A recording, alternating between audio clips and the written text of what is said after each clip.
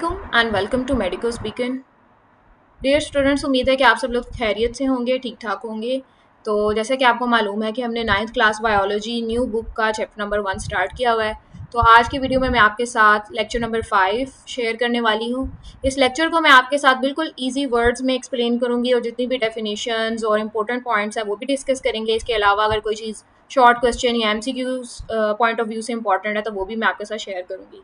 इसके अलावा जितनी भी डिफरेंट टर्म्स हैं उनको भी मैं सादा और आसान अल्फाज में आपके साथ एक्सप्लेन करूँगी।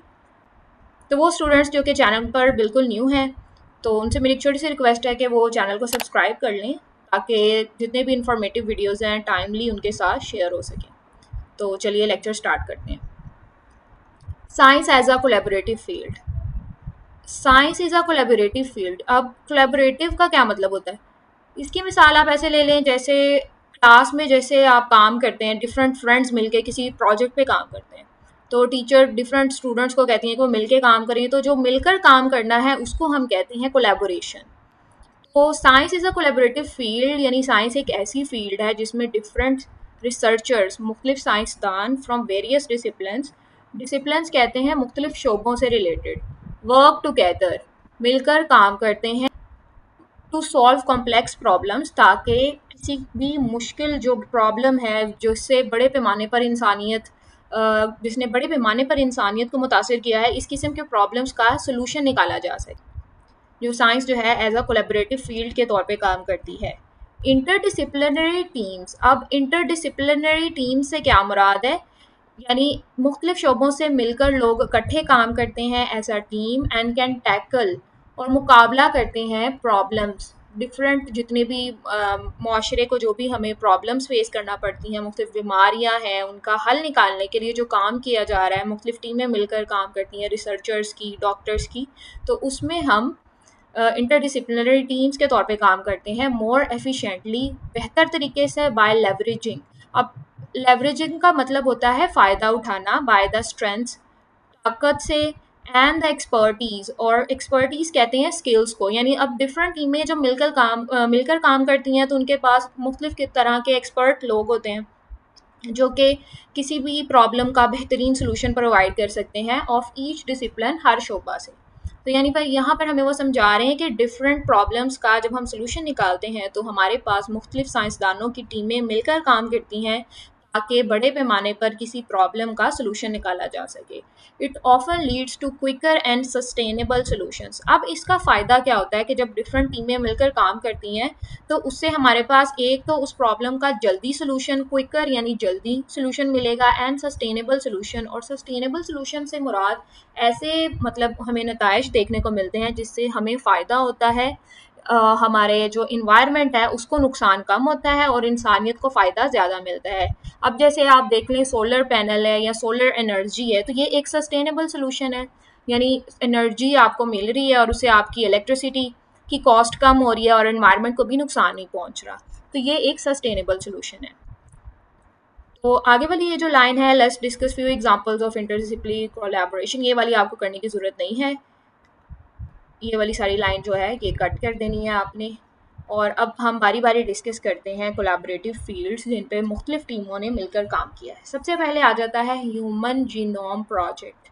ह्यूमन जीनोम प्रोजेक्ट क्या है बेसिकली? डियर स्टूडेंट्स, ये जो टॉपिक है ये काफ़ी कॉम्प्लेक्स टॉपिक है। ये आगे आप FSC लेवल पर जाके इस टॉपिक की जो डिटेल है वो पढ़ेंगे, लेकिन यहाँ पर इन्होंने थोड़ा सा, क्योंकि अब सिलेबस चेंज है तो इन्होंने इसमें भी इसको शामिल कर दिया है।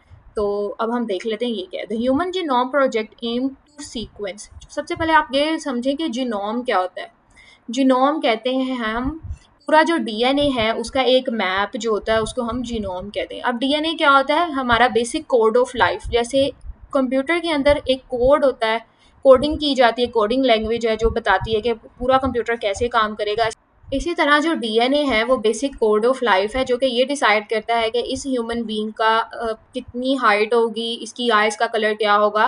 तो ये तमाम चीज़ें जीनोम स्टडी में आ जाती हैं। The human genome project aim to sequence and map the entire human genome. कहता है ये जो ह्यूमन जीनोम प्रोजेक्ट था इसका मकसद क्या था, ये क्यों बनाया गया था। इसका मकसद ये था बेसिकली ऐसी बीमारियों का इलाज दरियाफ्त करना जो कि एक जनरेशन से दूसरी जनरेशन में पास हो जाती हैं और इनका अभी तक कोई भी इलाज जो है वो दरियाफ्त नहीं हो सका। तो इस प्रोजेक्ट को बनाने का मकसद ख़ास तौर पर जीनोम लेवल पर जाकर यानी जीन्स के लेवल पर जाकर इस तरह की बीमारियों का इलाज दरियाफ्त करना है। जब हमें कोड का पता होगा कि ह्यूमंस का जो डीएनए है इसमें बेसिकली कितने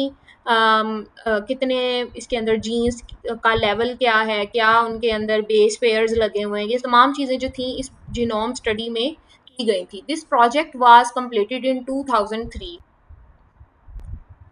अच्छा, यहाँ पे स्टूडेंट्स मैं आपको बता दूँ कि ह्यूमन जीनोम प्रोजेक्ट जो था ये बेसिकली था कि ये एक तरह का साइंटिफिक रिसर्च प्रोजेक्ट था जिसका गोल क्या था कि इंसानी डीएनए का पूरा एक मैप तैयार करना, यानी हर एक जीन की लोकेशन और उसका प्रॉपर फंक्शन जो है उसको समझना।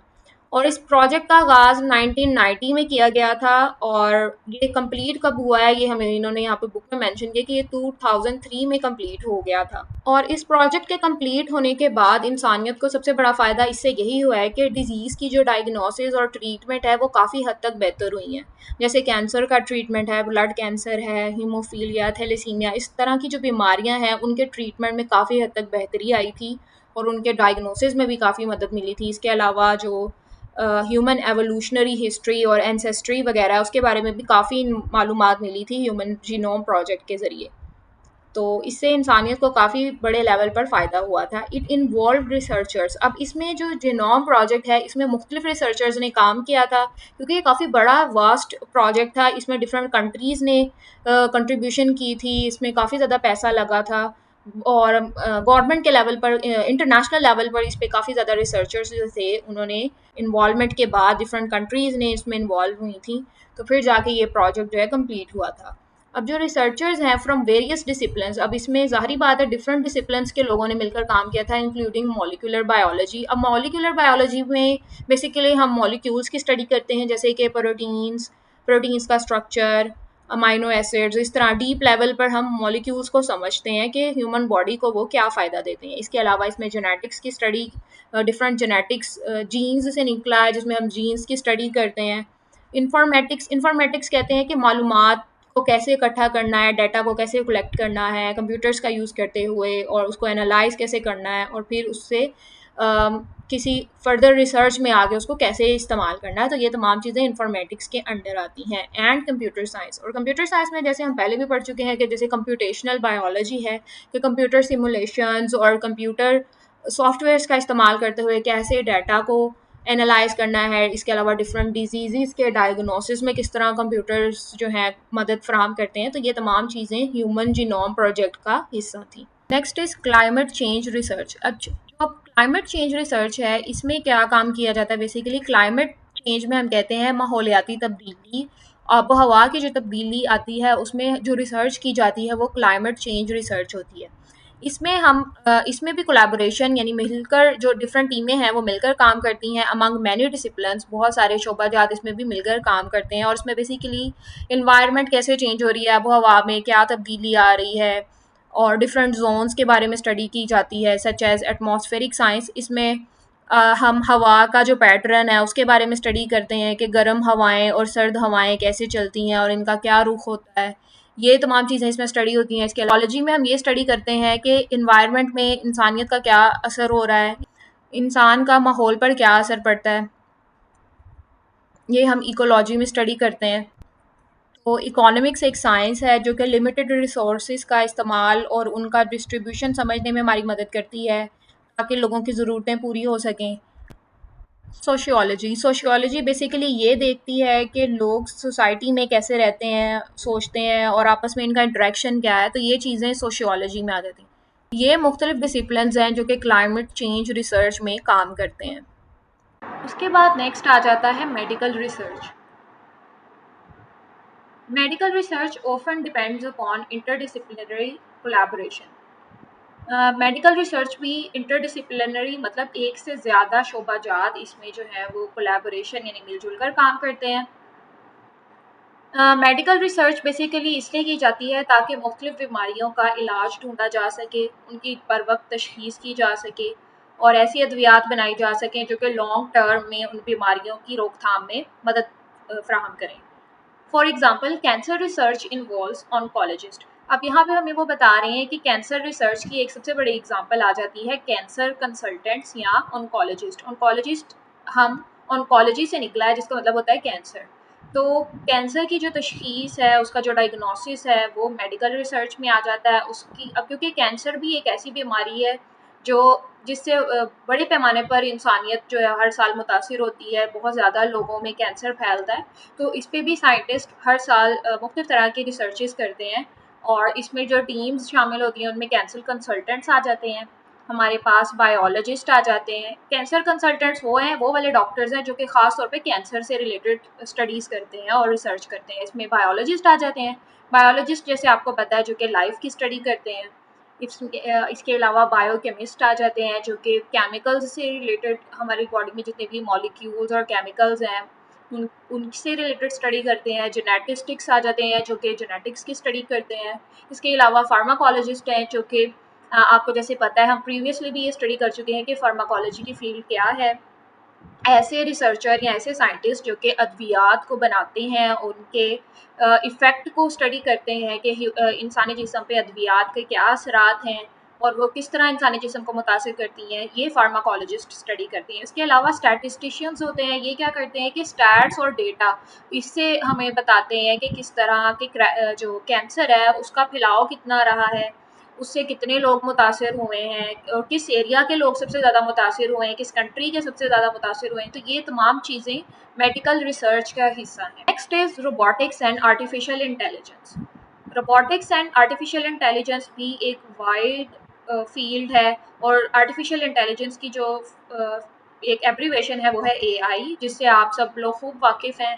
आजकल एआई का दौर है, हर बंदा जो है एआई इस्तेमाल कर रहा है और हर फील्ड में आर्टिफिशियल इंटेलिजेंस का इस्तेमाल किया जा रहा है। तो the field of robotics and AI is highly interdisciplinary. अब यहाँ पर वो हमें बता रहे हैं कि जो आर्टिफिशियल इंटेलिजेंस और रोबोटिक्स की फील्ड है इसमें भी मुख्तलिफ टीम्स मिलकर, मुख्तलिफ शोबाजात मिलकर काम करते हैं। It involves computer science. अब कौन कौन सी फील्ड्स इसमें आ रही हैं? Number 1 is computer science. सबसे पहले तो कंप्यूटर साइंस क्या होती है कि जिसमें हम कंप्यूटर से रिलेटेड स्टडी करते हैं, कंप्यूटर लैंग्वेजेस को स्टडी करते हैं, डेटा कोडिंग, इस तरह की चीज़ें हम कंप्यूटर साइंस में स्टडी करते हैं। इसके अलावा इंजीनियरिंग में बेसिकली हम यही स्टडी करते हैं कि अगर कोई मशीन बनानी है तो वो कैसे वर्क करेगी और उसके पार्ट्स वगैरह अगर स्पेसिफिकली डिज़ाइन करनी है तो इंजीनियर्स इस काम को बखूबी सर अंजाम देते हैं। मैथमेटिक्स के ज़रिए हम डेटा और ग्राफ्स वगैरह को इंटरप्रेट करते हैं, चेक करते हैं कि ग्राफ्स और डेटा हमारी रिसर्च में किस हद तक मददगार साबित होंगे। इसके अलावा न्यूरोसाइंस होती है बेसिकली, न्यूरो का वर्ड यहाँ पे न्यूरॉन से निकला है यानी brain.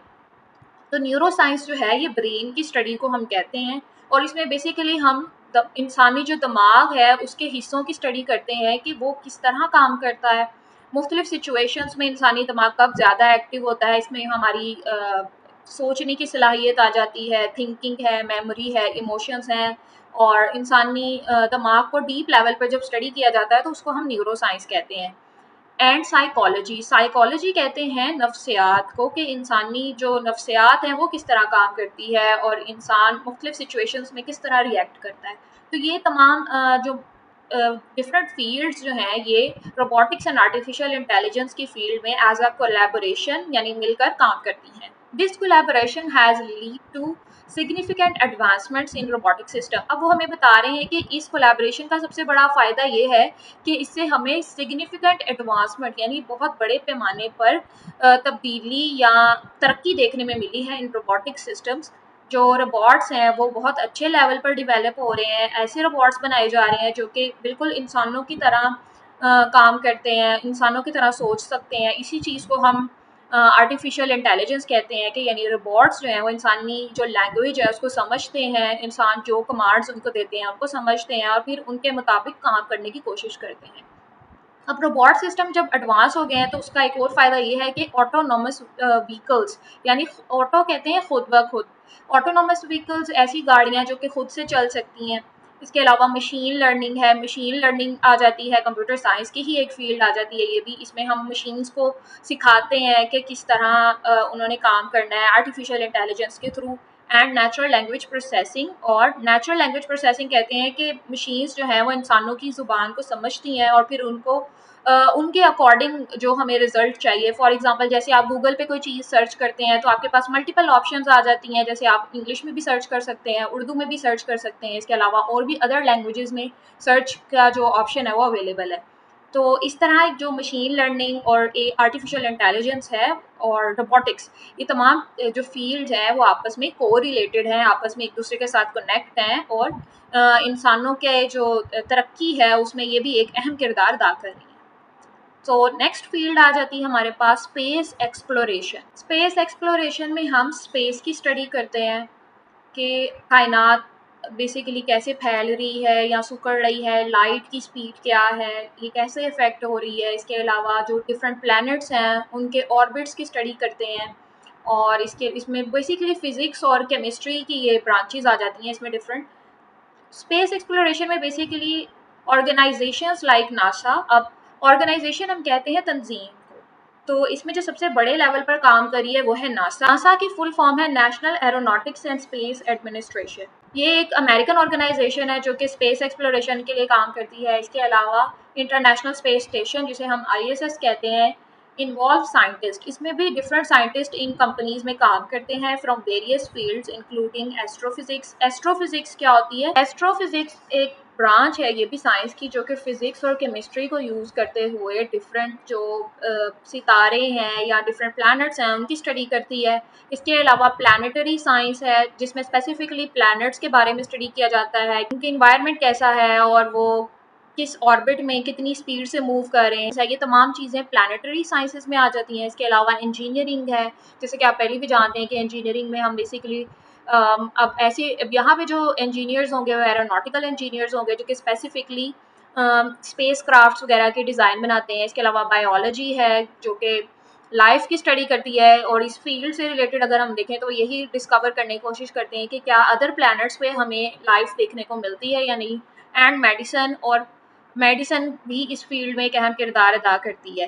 These collaborations enable scientist to investigate the cosmos. अब इन कोलैबोरेशंस का हमें क्या फ़ायदा है कि कॉस्मोस कहते हैं हम कायनात को, मतलब पूरी जो हमारे पास गैलेक्सीज हैं उनकी जो स्टडी है उसके बारे में हमें जानने में हमारी मदद करती है। यहाँ पे डियर स्टूडेंट्स आपका आज का लेक्चर क्लोज हो जाता है। ये जो जितना भी पोर्शन है इसमें से आपसे शॉर्ट क्वेश्चन पूछा जा सकता है कि science as a collaborative field कैसे काम करती है। इसमें वो आपसे डिफरेंट एग्जांपल्स पूछ सकते हैं। स्पेसिफिकली ह्यूमन जीनोम प्रोजेक्ट वाला ये जो पोर्शन है ना, ये भी शॉर्ट क्वेश्चन में पूछा जा सकता है। इसके अलावा ये रोबोटिक्स एंड आर्टिफिशियल इंटेलिजेंस, ये थोड़े ज़्यादा इंपॉर्टेंट है। स्पेसिफिकली आपसे ये भी पूछे जा सकते हैं कि इनके बारे में बताएं, और आपसे ओवरऑल भी पूछा जा सकता है कि science as a collaborative field कैसे काम करती है, इसको विद एग्जांपल्स एक्सप्लेन करें। तो इसमें से आपने कोई से जो आपको अच्छे से याद होते हैं 2-3 प्रोजेक्ट्स जो है वो आपने याद कर लेने हैं, जैसे ये ह्यूमन जीनोम प्रोजेक्ट हो गया, मेडिकल रिसर्च हो गया, या रोबोटिक्स एंड आर्टिफिशियल इंटेलिजेंस। बस इसमें से ये आपसे शॉर्ट क्वेश्चन में पूछा जा सकता है।